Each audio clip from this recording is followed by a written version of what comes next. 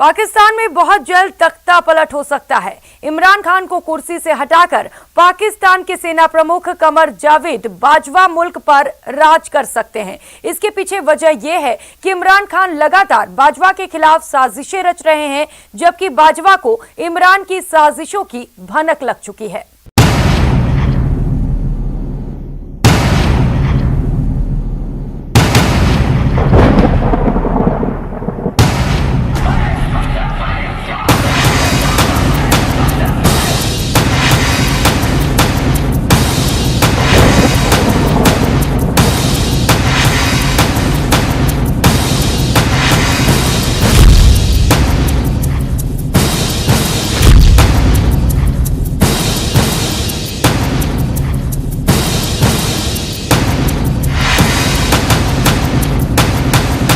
चंद दिनों पहले की बात है। पाकिस्तान के पंजाब प्रांत से तहरीके लब्बैक पार्टी के हजारों कार्यकर्ताओं ने अपने मुखिया साद हुसैन रिजवी की रिहाई, फ्रांस के राजदूत को देश से बाहर निकालने और पार्टी पर लगे प्रतिबंधों को हटाने के लिए इस्लामाबाद की ओर कूच किया था। रावलपिंडी से लेकर लाहौर और फैसलाबाद से लेकर कराची तक इमरान सरकार के खिलाफ विरोध अपने चरम पर था। इस दौरान पुलिस और प्रदर्शनकारियों के बीच हिंसक झड़पें भी हुई। कई पुलिस वालों और प्रदर्शनकारियों की जान भी गई। आरोप लगे कि पुलिस ने निहत्थे प्रदर्शनकारियों पर गोलियां बरसाई। तो विद्रोह की इस आग को दबाने के लिए इमरान सरकार ने आनन फानन में तहरीके लब्बैक पार्टी से प्रतिबंध हटाने के साथ उसके मुखिया साद हुसैन रिजवी और उनके समर्थकों को जेल से रिहा करने का ऐलान कर दिया। विफाकी काबीना ने टीएलपी को कालादम तंजीमों की फहरिस्त से निकालने की समरी मंजूर कर ली। विफाकी वजारत दाखिला ने कालादम स्टेटस खत्म करने का नोटिफिकेशन जारी कर दिया। दहशतगर्दी के मुकदमात में तहरीक लब्बैक की शूरा के 4 रहनुमाओं की जमानत भी मंजूर कर ली गई। इस्लामाबाद से रिपोर्ट कर रहे हैं अब्बास शब्बीर। तहरीक लब्बैक अब कलदम जमात नहीं रही। टीएलपी पर आयत पाबंदियां खत्म करने से मुतालिक विफाकी काबीना ने पंजाब हुकूमत की सिफारिश मंजूर कर ली। समरी सर्कुलेशन के जरिए मंजूरी के बाद विफाकी वजारत दाखिला ने टीएलपी का कलदम स्टेटस खत्म किए जाने का नोटिफिकेशन जारी कर दिया।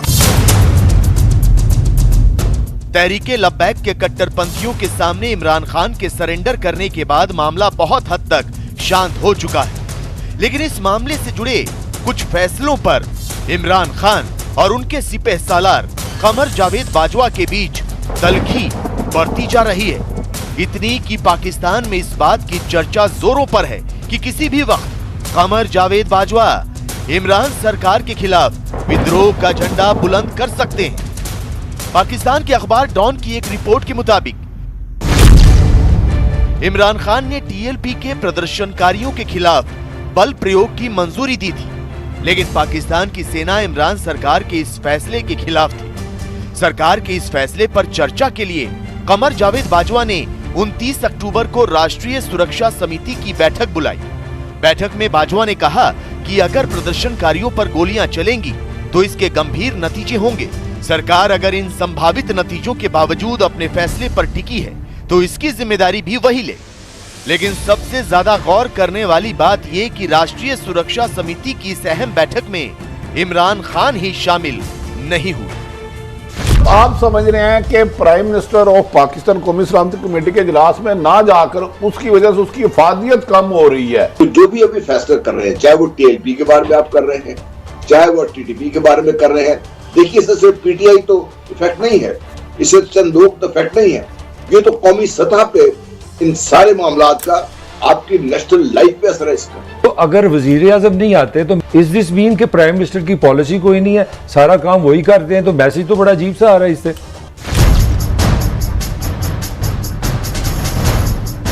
तहरीके लब्बैक के हिंसक प्रदर्शन पर बुलाई गई नेशनल सिक्योरिटी काउंसिल की बैठक से इमरान खान का नदारद रहना और इस बैठक के 2 दिन पहले इमरान के चहेते मंत्री फवाद चौधरी का प्रदर्शनकारियों के खिलाफ बल प्रयोग करने की चेतावनी देना साफ कर रहा था कि सरकार और सेना के बीच तलवारें खिंच गई। लेकिन सवाल ये कि पाकिस्तान की सेना तहरीके लब्बैक के प्रदर्शनकारियों पर सख्ती बरतने से क्यों बच रही थी, और दूसरा सवाल ये कि इमरान खान कट्टरपंथी पार्टी तहरीके लब्बैक को सबक सिखाने के मूड में क्यों थे। दरअसल ये सब कुछ इमरान खान की शैतानी साजिश का हिस्सा था। इमरान खान टीएलपी के प्रदर्शनकारियों पर बल प्रयोग कर सेना को बदनाम करना चाहते थे। इमरान खान चाहते थे कि प्रदर्शनकारी मारे जाएं और सारा कसूर कमर जावेद बाजवा के सिर आए। इमरान खान का प्लान था कि किसी तरह प्रदर्शनकारी और आर्मी आमने सामने आ जाए और वो इसका फायदा उठाएं। लेकिन बाजवा ने इमरान की साजिश को भांप लिया और सेना की वर्दी पर प्रदर्शनकारियों के खून के छींटे लगने नहीं दी। हुकूमत भी चाहती थी कि लॉन्ग मार्च हो, हमें कोई सुइसाइड की तरफ चीजें जाएं, सुइसाइड का मौका मिले। एक और बात भी करना चाहता हूँ कि मिसाल के तौर पर ये चीजें एग्जैजरेट हो जाती हैं, तो सारे का सारा फायदा होना था इमरान खान साहब को। अगर अवाम और आर्मी आमने सामने होती तो इसका फायदा इमरान खान साहब, ये आर्मी चीफ ने बहुत अच्छा एक्ट किया है चीजें नेगोशिएट करके। फिलहाल पाकिस्तान मीडिया में इस बात पर चर्चा हो रही है कि इमरान सरकार कब तक अपनी खैर मनाएगी। तहरीके लब्बैक पर से प्रतिबंध हटाने से उसकी मुश्किलें भी खत्म नहीं होंगी, क्योंकि अब दूसरे कट्टरपंथी संगठन भी उन पर लगे प्रतिबंध हटाने की मांग करने लगे। पाकिस्तान की सेना भी इन कट्टरपंथी संगठनों के साथ खड़ी हो गई।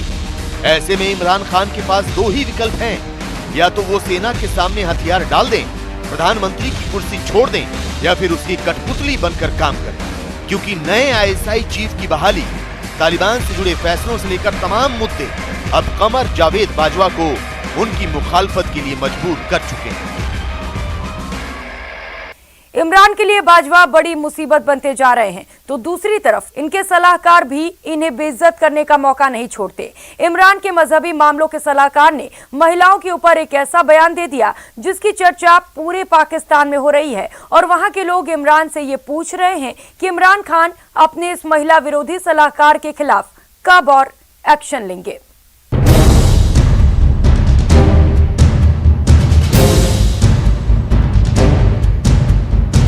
मर्दों के मुतल्लिका इश्तिहारों में मर्द डाले, पाकिस्तान में बड़े खूबसूरत मर्द मौजूद हैं।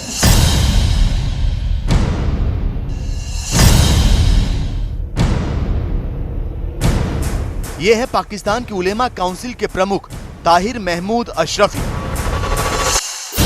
इनका एक और तारुफ है, और वो है इमरान खान के मजहबी मामलों के सलाहकार।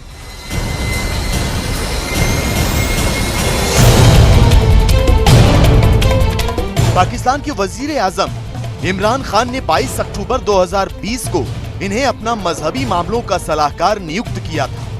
तब से लेकर अब तक इनकी और इमरान खान की तस्वीरें सामने आती रही हैं। प्रधानमंत्री आवास में इनका आना जाना लगा रहता है, लेकिन अब ताहिर महमूद अशरफी ने एक ऐसा बयान दिया है जिससे इमरान खान की जगहंसाई हो रही है, पूरे पाकिस्तान की दुनिया में रुसवाई हो रही है। सुनिए इमरान खान के सलाहकार ताहिर महमूद अशरफी ने क्या कहा। जो फहाशी उरियानी और इन चीज़ों के हवाले से हम एक लीगल कमेटी कायम कर रहे हैं, जो पैमरा के साथ और जो PTA के साथ बैठेगी, और हम ये गुजारिश करेंगे कि इश्तिहार जो है, अगर तो किसी खातून का ख़वातीन के मुतालिक है तो उसमें ज़रूर खातून होनी चाहिए, लेकिन अगर इश्तिहार मर्दों के मुतालिक है, साइकिल का इश्तिहार है, तो उसमें आपने खातून को जरूर डालना है। उसमें कोई मर्दों के मुतल्लिका इश्तिहारों में मर्द डाले। पाकिस्तान में बड़े खूबसूरत मर्द मौजूद हैं। पाकिस्तान के अंदर जो है, ऐसा तो नहीं है कि मर्दों की कोई कमी है। ताहिर महमूद अशरफी के इस बयान से साफ है कि वो औरतों के काम करने के खिलाफ हैं। वो कट्टरपंथी संगठनों की ही तरह औरतों को पर्दे में रखना चाहते हैं। वो पाकिस्तान में शरिया कानून लागू करना चाहते हैं। वो तालिबान की ही तरह औरतों पर बंदिशें लगाना चाहते हैं। इमरान खान के मजहबी मामलों के सलाहकार ताहिर महमूद अशरफी की राय में विज्ञापनों में महिलाओं को नहीं दिखाना चाहिए। कंपनियों को महिलाओं की जगह विज्ञापनों में पुरुषों को मौका देना चाहिए। उलेमाओं को मुल्क में अश्लीलता कम करने के लिए प्रयास करने चाहिए। यही नहीं, दुनिया में इस्लामोफोबिया के खिलाफ मुहिम को तेज करना चाहिए। इस्लाम के खिलाफ बयान देने वालों को कड़ी सजा देनी चाहिए। मतलब साफ है, पाकिस्तान के प्रधानमंत्री इमरान खान के सलाहकार ताहिर महमूद अशरफी संविधान को दरकिनार कर पूरी तरह शरिया लागू कराना चाहते हैं। महिलाओं को चार दीवारी में कैद करना चाहते हैं। लेकिन ताहिर महमूद अशरफी की महिला विरोधी सोच पर पाकिस्तान का मीडिया हमलावर हो गया। सुनिए किस तरह इमरान के इस सलाहकार के कपड़े फाड़े जाने लगे। जिनका मजहब से दूर दूर तक कोई ताल्लुक नहीं है। अजीब सी बात की है, कहते हैं कि खूबसूरत मर्दों की कमी नहीं हमारे मुल्क में। अच्छा, आपकी या तो प्रायोरिटीज़ चेंज हो गई हैं, आदमी हूँ आदमी से प्यार करता हूँ वाली हरकत है ये, या तो आपने बिला वजह की ये भंड मारा है। मतलब आदमी खूबसूरत कब होते हैं भाई? मर्द, जितना थोड़ा बहुत इल्म मैंने हासिल किया है, मर्द हमेशा डैशिंग होता है, मर्द हैंडसम होता है, मर्द इंटेलेक्चुअल होता है। मौलाना ताहिर अशरफी इमरान खान के 22 सलाहकारों में से एक है। मजहबी मामलों पर बनी कमेटी के हेड हैं और इमरान को मजहबी मामलों पर सलाह देते हैं। पाकिस्तान मीडिया में कई लोग उन्हें मौलाना टुन्न भी कहते हैं। दरअसल पिछले साल मौलाना ने पाकिस्तान की जियो न्यूज को एक इंटरव्यू दिया था और उसमें वो शराब के नशे में नजर आ रहे थे। इस्लामी नजरियाती कौंसिल को और मुझे जाती तौर पर यह खत मौसूल हुआ है।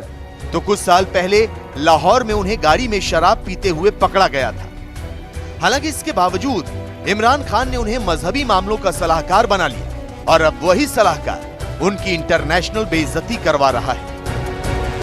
भाई तो दीन में नहीं, तो यहाँ क्या कर रहा भाई? लेकिन आदमी ऐसी थोड़ी फटफटी से वीगो पे आ जाता है। आगे बढ़ते हैं। ताहिर अशरफी कह रहे हैं इश्तिहारात में खवातीन को शामिल किया था। अब आप सोचिए कैसा लगता किसी साबुन के इश्तिहार में ताहिर अशरफी को मुंह धोता हुआ दिखाते। अल्लाह की पनाह, अल्लाह की पनाह।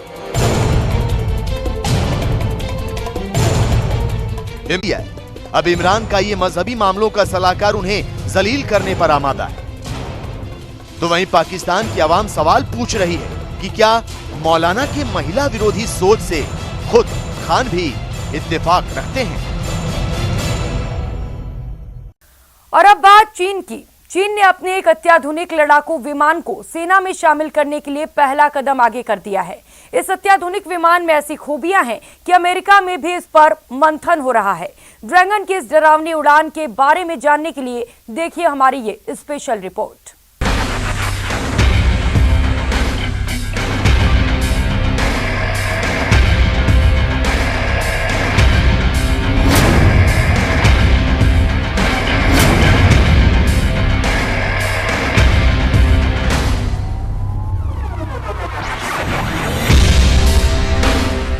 विश्व की महाशक्ति बनने के लिए चीन की छटपटाहट बढ़ती जा रही है, लेकिन दुनिया पर राज करने के लिए चाहिए एक शक्तिशाली सेना। लिहाजा चीन ऐसी ही शक्तिशाली सेना के निर्माण में दिन रात लगा हुआ है। चीन एक से बढ़कर एक घातक हथियारों का जखीरा तैयार कर रहा है। चीन परमाणु बमों का अड्डा तैयार कर रहा है। चीन लंबी दूरी तक मार करने वाली मिसाइलों का परीक्षण कर रहा है।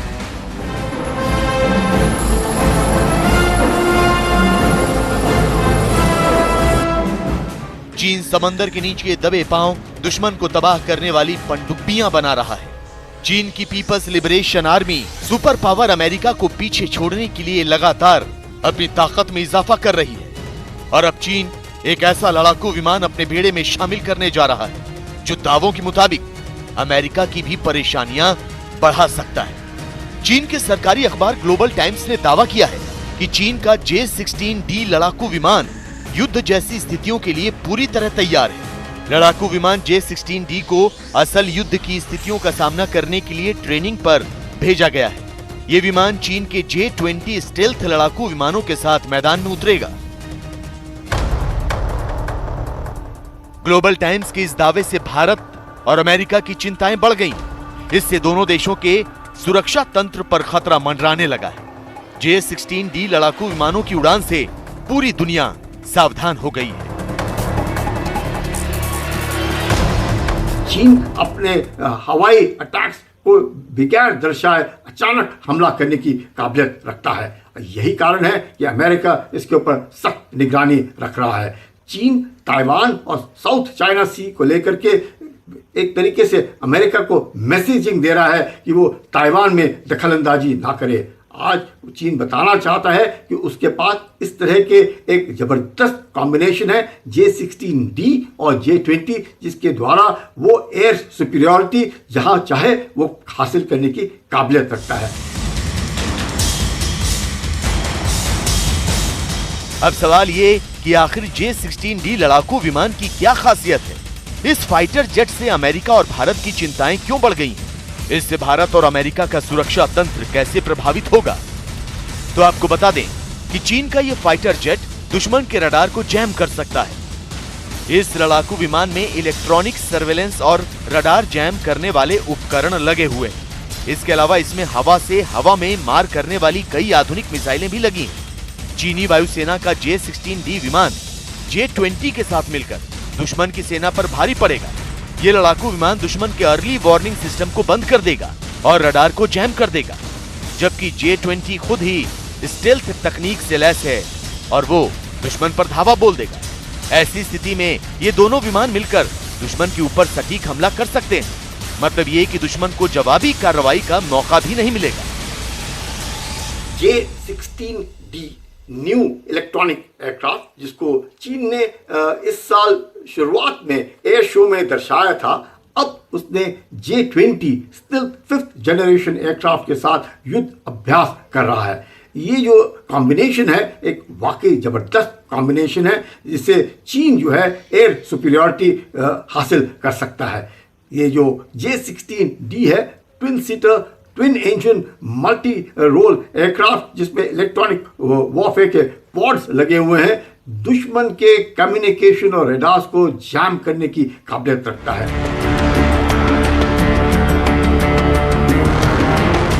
चीन ने हाल ही में J-16D लड़ाकू विमान को अपने एयर शो चाइना 2021 में प्रदर्शित किया था। उस वक्त चीन का ये विमान सुर्खियों में था।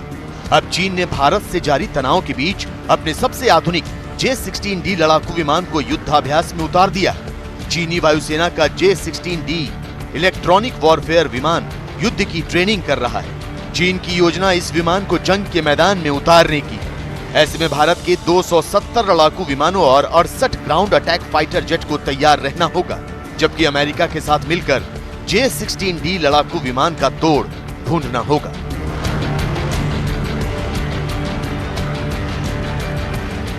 चीन के पड़ोसी मुल्क उत्तर कोरिया में हाहाकार मचा हुआ है। उत्तर कोरिया में लोग भूख से बिलख रहे हैं और इस आपातकाल में किम जोंग उन ने एक तालिबानी फरमान जारी कर दिया है। किम जोंग ने फसल चोरी कराने वालों को बिना चेतावनी के गोली मारने के आदेश दिए हैं।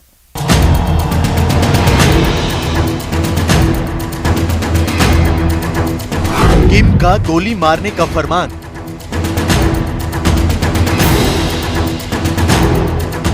फसल चोरी की तो जाएगी जान।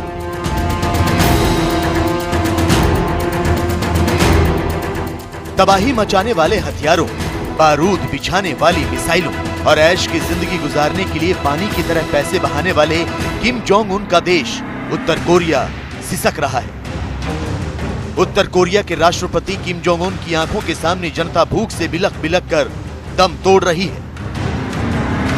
किम जोंग उन का देश भुखमरी के संकट से गुजर रहा है और लोग अब अपना पेट भरने के लिए चोरी करने को मजबूर हो गए हैं। लेकिन हैरानी यह है कि इस आपातकाल में भी किम अपनी तुनक मिजाजी से बाज नहीं आ रहे। किम ने हुक्म दिया है कि भूख से जनता मरे तो मरे, लेकिन चोरी उन्हें कतई मंजूर नहीं, वो भी फसलों की चोरी। जी, खबरों के मुताबिक उत्तर कोरिया में भूखमरी की वजह से फसलों की चोरी हो रही है। चोरी की इन वारदातों को रोकने के लिए किम जोंग उन ने फसल चोरों को देखते ही गोली मार देने का आदेश जारी कर दिया। यही नहीं, खेतों की रक्षा के लिए सैन्य टुकड़ियों की तैनाती भी कर दी गई है। सूत्रों की माने तो खेतों में जाने वाले किसी भी व्यक्ति को सरकारी व्यवस्था के खिलाफ माना जाएगा और उसे बिना किसी चेतावनी के गोली मार दी जाएगी। इस आदेश के बाद खेतों के पास रहने वाले लोगों में खौफ भर गया है। लोग डरे हुए हैं कि अगर वो गलती से खेतों में चले गए तो उन्हें बिना किसी चेतावनी की गोली मार दी जाएगी। वर्तमान समय में north Korea severe food crisis से जूझ रहा है और इसका जो कारण है वो नॉर्थ कोरिया पे लगे इकोनॉमिक सैंक्शंस हैं, पिछले वर्ष के जो आए हुए टाइफून हैं और कोरोना वायरस पैंडेमिक की वजह से जो नॉर्थ कोरिया का चाइना के साथ व्यापार लगभग बंद जैसा हो गया है, वो भी इसका एक बड़ा कारण है।